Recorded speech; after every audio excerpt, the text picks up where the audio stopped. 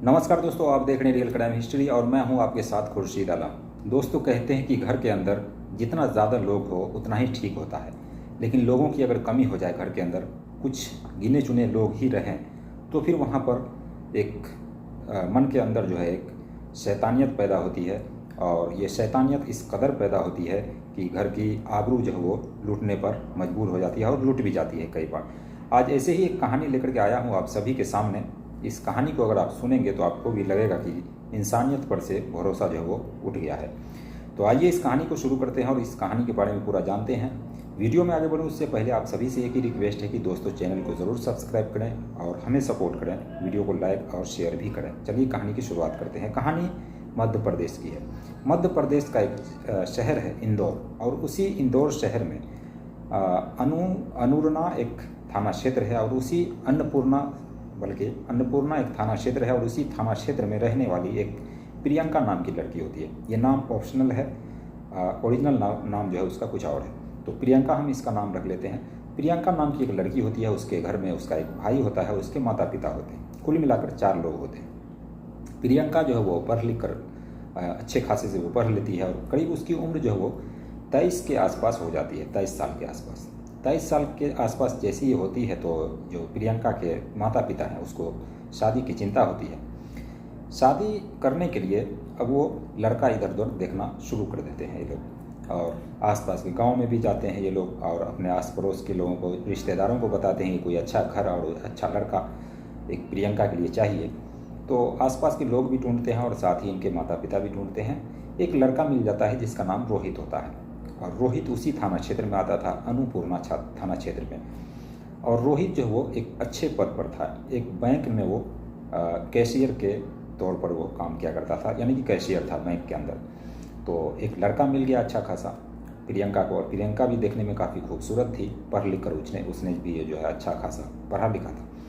अब ये बात जो है वो तय हो जाती है, रोहित को लड़की को दिखाया जाता है, रोहित भी पसंद कर लेता है और प्रियंका भी रोहित को पसंद कर लेती है, और दोनों घर वाले तो राज़ी होते ही हैं। बाकी उसका जो भी लेन देन होता है, ये सारी चीज़ें हो करके अब इन दोनों का रिश्ता जो है वो तय कर दिया जाता है।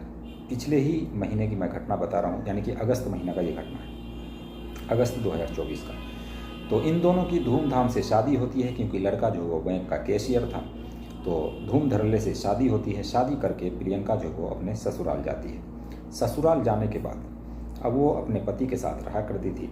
करीब 1-1.5 महीने का वक्त बीतता है, तो रोहित के जो पिता होते हैं और उसकी जो माँ होती है, ये दोनों एक तरीके से बुज़ुर्ग थे, उतना बुज़ुर्ग नहीं थे, लेकिन वो लोग बीमार रहा करते थे, और रोहित जो है अपने ड्यूटी पर जाया करता था। तो इसी बीच जो प्रियंका के ससुर होते हैं, ससुर की तबीयत ख़राब थी, सर्दी ज़ुकाम था उसको, और उसकी जो सास थी वो भी बीमार रहा करती थी।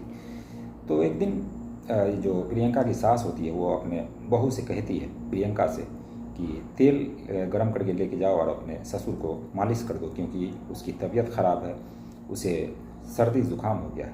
प्रियंका जाती है अपने ससुर के पास और अपने ससुर के पैर में, हाथ में, हर जगह शरीर में वो तेल लगाने लगती है, तेल मालिश कर देती है। मालिश करने के बाद अब प्रियंका नोटिस करती है कि उसका जो ससुर है वो उसके ऊपर गंदी निगाहें डाल रहा है। जब भी उसके जिस्म से पल्लू सरकता तो उसके जो ससुर होते उसकी निगाहें उसके चेस्ट पर, बॉडी पर जाती, ये प्रियंका नोटिस कर लेती है। लेकिन उस वक्त कुछ भी नहीं होता, प्रियंका आ जाती है।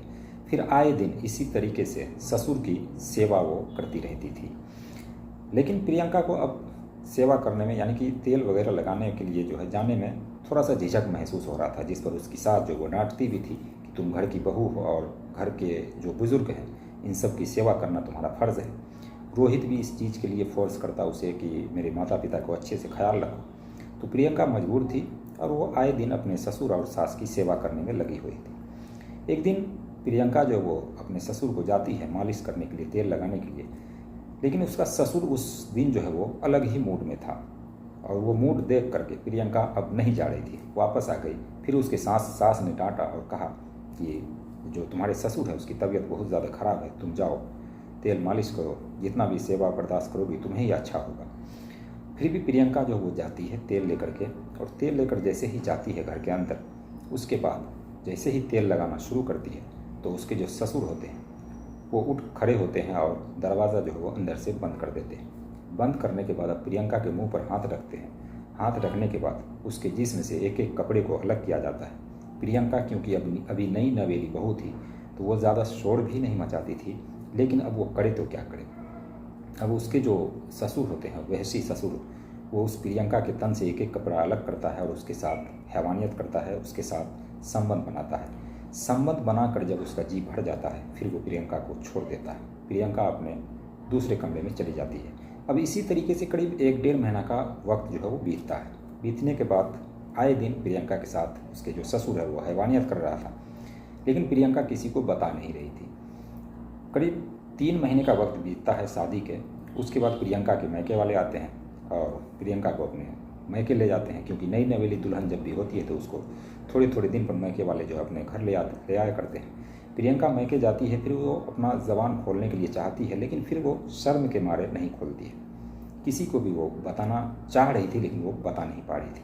फिर इसी तरीके से जो उसका रोहित है, उसका पति, वो आ जाता है उसको लेने के लिए प्रियंका को, और प्रियंका को लेकर वो अपने घर चला जाता है। फिर कुछ दिन जो है बीतता है, फिर भी उसका ससुर जो है उसी तरीके से उसके साथ हैवानियत करने लगता है। प्रियंका के हद से पार हो चुकी थी। अब प्रियंका जो है आए दिन अपने ससुर का शिकार बन रही थी। अब प्रियंका ने ठाना कि अब कुछ न कुछ तो करना ही पड़ेगा, क्योंकि एक अपने पति की बात मानकर वो अपने ससुर की सेवा कर रही थी, लेकिन उसी सेवा में उसके साथ ये शोषण हो रहा था। प्रियंका ने अपने मायके वालों को फ़ोन किया और कहा कि दरअसल उसने अपनी माँ को कहा कि मेरा ससुर जो है मेरे साथ हैवानियत करता है, मेरे जिस्म के साथ वो खेलता है और एक तरीके से मुझे रेप करता है।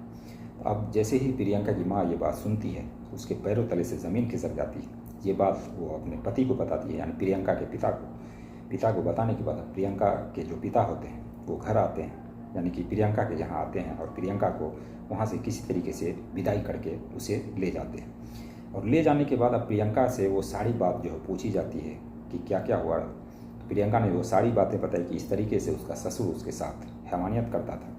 अब उसी आधार पर जो प्रियंका के पिता और माता होते हैं, ये दोनों पुलिस स्टेशन जाते हैं। पुलिस स्टेशन जाने के बाद प्रियंका के दिए हुए बयान पर FIR दर्ज करते हैं। FIR दर्ज करने के बाद अब पुलिस जो वो फ़ौरन कार्रवाई करती है, क्योंकि ये एक नई नवेली दुल्हन थी और ससुर और बहू के साथ में ये नाजायज़ संबंध था।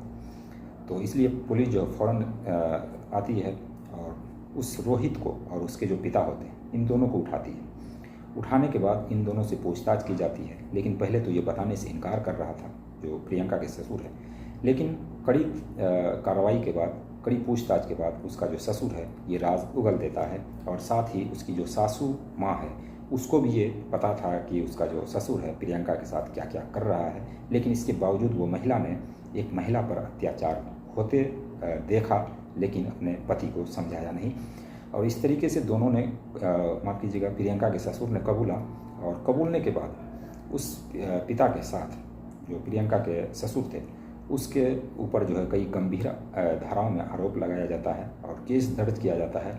और उसको ही नहीं बल्कि रोहित को भी, और रोहित की जो माँ होती है उसको भी, तीनों के ऊपर FIR दर्ज होती है। और FIR दर्ज होने के बाद इसे जेल की सलाखों के पीछे डाला जाता है। तो इस तरीके से इस घटना को अंजाम दिया जाता है कि एक वहशी ससुर अपने बहू के साथ किस तरीके से पेश आता था और किस तरीके से अपनी नई नवेली बहू की उसने इज्जत लूटी। और रोहित जो है वो अपनी पत्नी पर जोर डालता था कि वो अपने ससुर की सेवा करे, लेकिन वही ससुर उस बहू के साथ जो भी कर रहा था वो बड़ा ही घिनौना काम कर रहा था।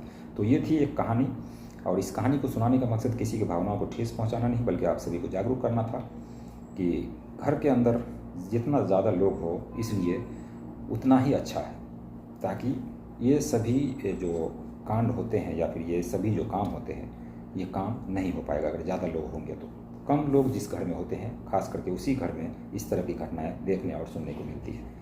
बाकी आप क्या सोचते हैं कमेंट सेक्शन में ज़रूर बताइए। चैनल को सब्सक्राइब कीजिए। मिलते हैं नेक्स्ट वीडियो में, तब तक देखते रहिए।